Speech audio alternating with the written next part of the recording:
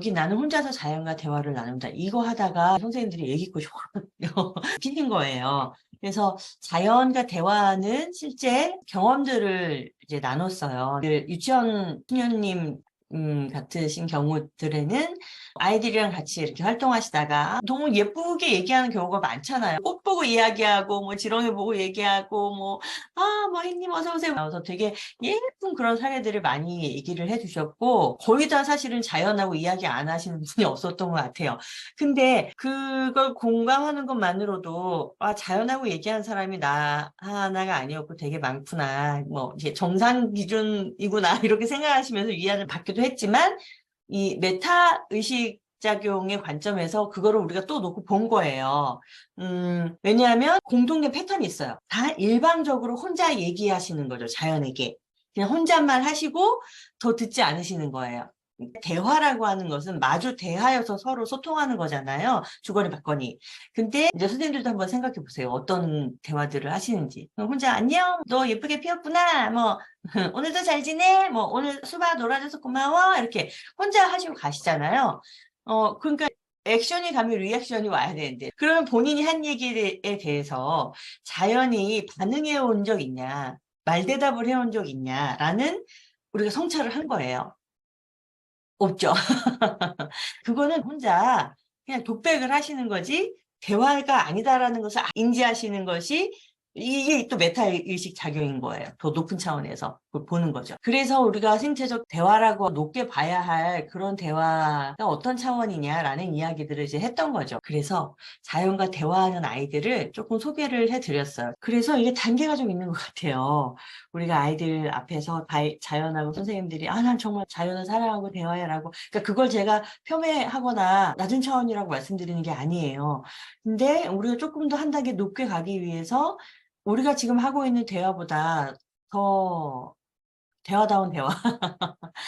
제일 중요한 거는 어쨌든 이제 자연 안에서 사는 것, 자연 속에 아주 충만하게 경험을 하면서 사는 것이 중요하다는 생각이 드는데, 아니, 자연하고 이야기하는 그런 마술 같은 신비한 능력을 어떻게 가리키란 말이야? 라고 불가능한 동화 같은 이야기로 많은 사람들이 생각할 수 있지만 원초적인 자연 상태라고 우리가 얘기를 하거든요. 그러니까 자연 자체에서 흠뻑 그것을 주 생활 무대로 잘하면 아이들이 자연스럽게 모은 거를 가르치지 않아도 배우듯이 그렇게 자연의 언어를 알게 된다라고 하는 걸 증명해주는 사례라는 생각이 들어요.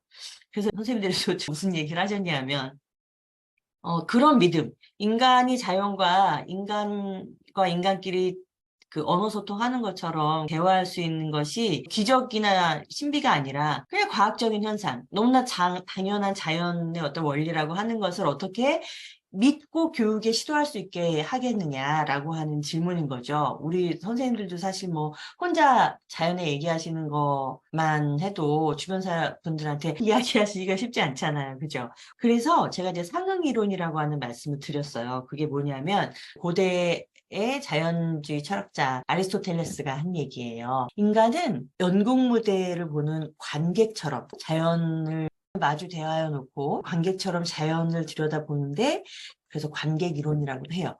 그 자연 안에 있는 원리들을 알아내서 그걸 인간의 삶에 적용해서 살아가는 게 그게 진리야 뭐라고 이렇게 얘기를 하는 거죠. 너무 쉬운 얘기잖아요. 그런데 여기 어떤 철학의 발견이 들어있냐면 자연은 인간이 알 수 없는 무수한 현실이 될 수 있는 많은 그 가능성 철학에서는 잠재태라고 얘기해요. 그 무엇으로도 될 수 있는 그 모든 것들이 자연 안에.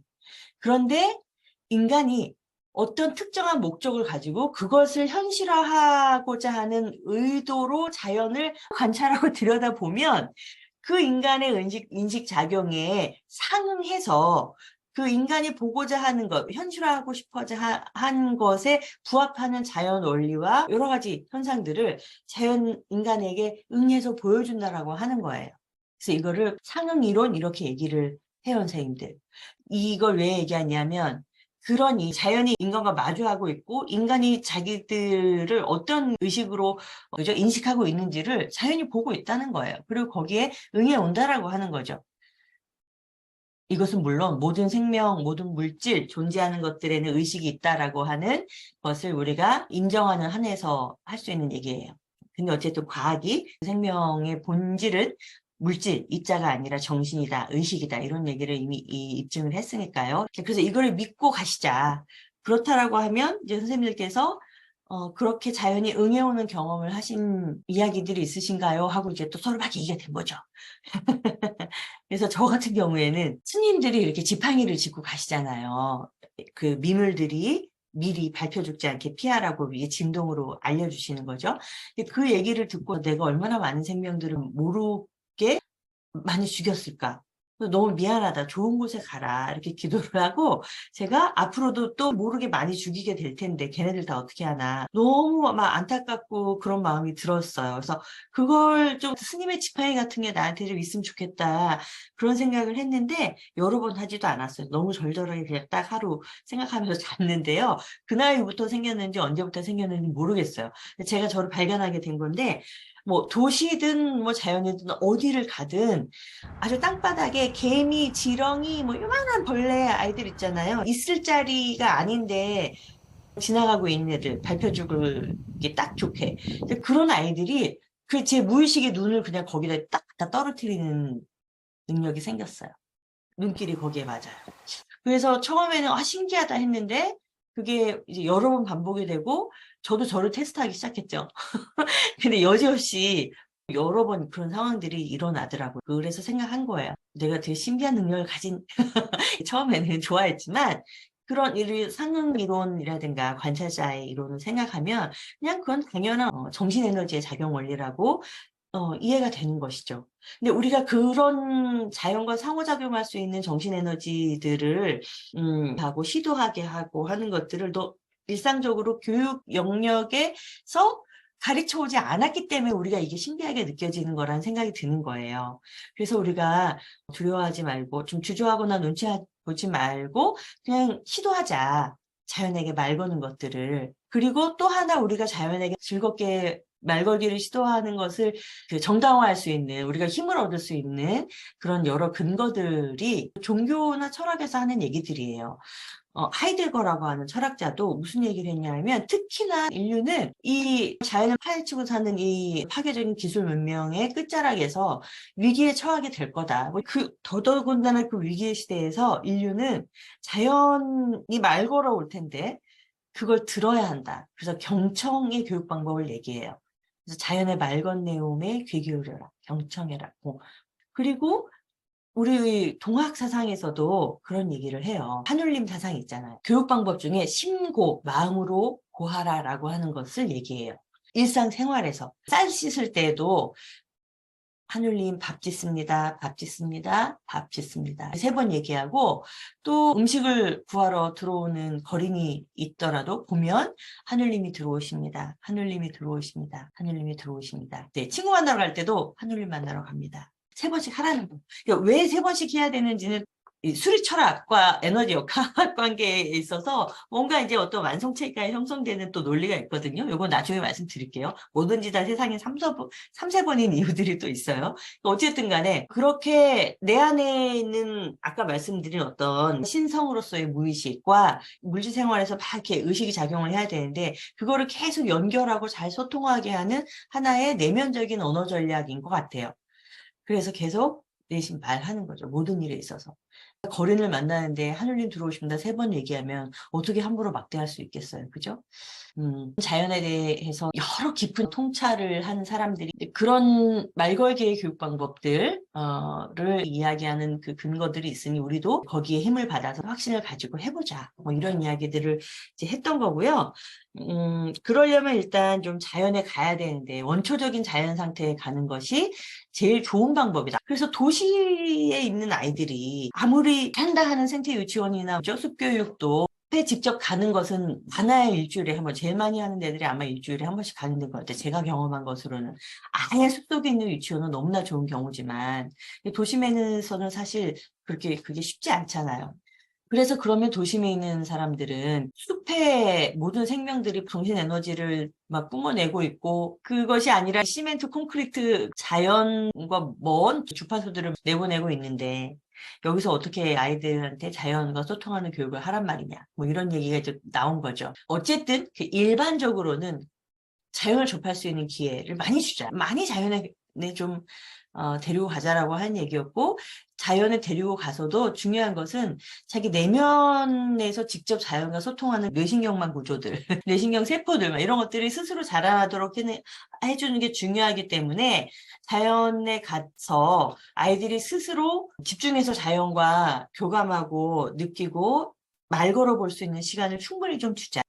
이런 얘기들을 했어요. 이런 얘기들을 이제 하고 나니까 이제 환경교사 선생님 한 분께서 본인이 하고 있는 일주일에 한 번씩 뭐 숲체험원 있잖아요. 예, 거기서 아이들 와가지고 일회성으로 하는 1시간 반 정도의 교육에서는 사실 이런 깊이 있는 교육들을 하기가 말 걸게 할 수 있는 충분한 환경을 이제 마련해 주기가 어려운 면들이 있다. 그래서 좀 그런 이야기들을 좀 하셨고요. 그리고 또 하나는 자연에 꼭 데려가지 않아도 일상생활에서 아이들하고 볼 때마다 자연한테 말하는 거를 이제 선생님이 보여주고 가르쳐주면 된다. 그래서 뭐 꽃을 봤으면 오늘 마당에 민들레가 폈네. 하나님께 감사. 오늘 햇살이 너무 아름답네. 너무 감사한 일이지. 우리 감사하자. 이렇게 말하는 거를 자연스럽게 생각할 수 있게 반복적으로 습관을 들여주신다는 거예요. 근데 이것조차도 우리가 또 하나 메타 인식작용을 발현해서 한번 봤죠. 그러니까 아까 말씀드린 자연에 가면 원초적인 자연과 나의 인식 작용이 직접 만나서 어떤 의식 사건이 일어나야 되는데 자연을 볼 수 있는 아주 촘촘하고 다채로운 감정의 스펙트럼과 인지 체계들을 만들어줘야 되는데 선생님들이 그렇게 그냥 감사, 공경 이거 하나로 처음부터 먼저 얘기를 해줘 버리시면 애들은 자기가 자연과 그 결속할 기회를 그냥 차단당하는 거죠. 그래서 선생님은 오늘 이 여기 핀 민들레가 너무 감사해라고 해서 감사로 종결시키실 수 있지만 그걸 안 하시고 먼저 그냥 아이가 직접 가서 얘기하게 하면 그날 그 아이의 감정 상태에 따라서 엄마하고 혼나고 와가지고 그런 날은 막 얘기를 하는 거죠. 있잖아, 우리 엄마가 뭐저쩌고 혼났어. 뭐 그렇게 되면 정말 자기를 위로해주는 친구가 될 수도 있고 용기를 북돋아준 친구가 될 수도 있고 그런 거죠. 그리고 그 아이도 그날은 민들레한테 기분 나빠 소리 지르고 갔다고 쳐요. 그럼 끝나고 기분 좋아서 퇴원할 때는 그 민들레를 보고 또 자기 성찰하는 거예요. 민들레가 자기 감정 쓰레기통은 아니잖아요. 아까 내가 너무 화가 나서 너한테 너무 그랬어. 근데 내 말 잘 들어줘서 너무 고마워. 아까 미안했어. 그러니까 그 모든 용서와 뭐 속죄와 사과와 감사와 이게 아이가 직접 자연하고 대화를 하는 것 속에서 굉장히 풍부하게 일어난다라고 하는 거예요. 섬세하게. 그래서 그 가능한 선생님들이 틀을 주시지 않으셨으면 좋겠다. 그리고 한 단계 더 깊게 들어가서 이 물리적인 환경이 인간의 인식 작용에 중요한 영향을 주는 것은 맞지만 정신 에너지의 세계는 모든 생명들이 가지고 있는 정신 에너지들이 다 파동으로 뿜어져 나오는데 이 세계는 다 파동의 형태로 연결이 되어 있는 거예요. 그렇기 때문에 물질의 제한을 받지 않고 시공을 초월해서 그것들은 다 경계 없이 만나고 그렇죠. 네. 그렇다라고 한다면 그런 정신 에너지의 세계 거리가 의미가 없잖아요. 그리고 얼마만큼 내가 자연을 보려고 정신이 집중하느냐, 몰입하느냐, 그것을 간절히 원하느냐라고 하는 그 정신 에너지의 강도의 문제라고 하는 거죠. 우리 가르치지 않아도 아이들이 믿잖아요. 자연은 말에 응이 온다라고 하는 걸. 그래서 그렇게 주거니 받거니 하는 거를 좀 할 수 있게끔 해주자.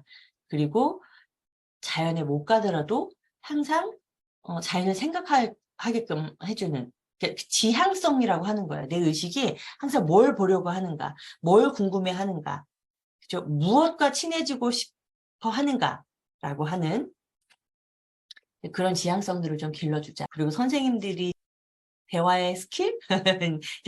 자연과 대화하는 것처럼 아이들이 보는 앞에서 보란 듯이 이야기하시자. 뭐 잘 있었어? 이렇게 하고 지나가시지 마시고 잘 있었어? 네. 뭐라고? 목이 말라? 아이고 그래 내가 몰랐구나 물 줄게. 그렇게 대화의 패턴을 바꿔주십사. 그럼 아이들이 들으려고 한다는 거예요. 자기도 자기가 자연한테 말을 했을 때 그 다음에 쟤네들이 뭐라고 하지라고 호기심을 갖고 그죠? 생각을 하고 한 단계 더 깊게 자연을 향한다라고 하는 얘기죠. 그리고 제가 쓴 시집에 있는 시인데요. 그런 생각을 이제 한 거예요. 언어, 자연과 인간이 대등하게 사람과 사람이 대화하는 것처럼 하지 못하는 것에 대한 궁금증, 그리고 인간이 인간 중심적으로 자연에 그냥 쏟아내는 그런 방식의 대화법들에 대한 어떤 문제의식을 가지고 쓴 건데요. 한번 들어봐 주세요. 지구 공통어. 여러분의 지구말 강사 앵무새입니다. 제가 먼저 여러분의 말로 인사하지요. 안녕하세요. 안녕하세요. 반갑습니다. 반갑습니다. 말이란 주고받는 것이죠. 자, 그럼 다음은 여러분 차례 하고 앵무새가 사람에게 자기 말을 따라하기를 권하는 거예요. 따르릉. 아무 말이 없어요. 따르릉. 또 아무 말이 없어요. 당신의 말을 아무리 따라해도 당신은 도무지 내 말을 따라하지 않네요. 나무랑 다람쥐, 구름도 꽃잎도 모두가 아는 말인데 당신만 잊어버린 우리들의 말. 자, 다시 한번 따라해 보세요.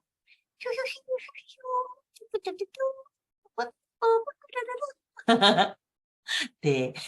이렇게 앵무새가 아무리 따라하라고 빽빽빽 해도 앵무새만 우리 인간의 말을 열심히 따라해 주지, 사실 인간은 그 말을 따라 앵무새 말로 앵무새하고 소통해야 된다라는 필요성도 못 느끼죠. 자기 말만 가리키기 바쁘지.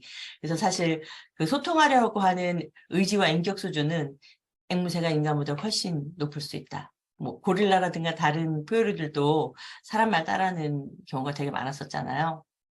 자연과의 대화에 있어서 우리가 지금까지 해오던 것들을 반환 성찰해 놓고 진정한 대화를 할 수 있는 그런 원초적인 차원의 그런 대화 교육법들을 좀 고민해 보자라는 이야기들을 선생님들이랑 많이 했어요.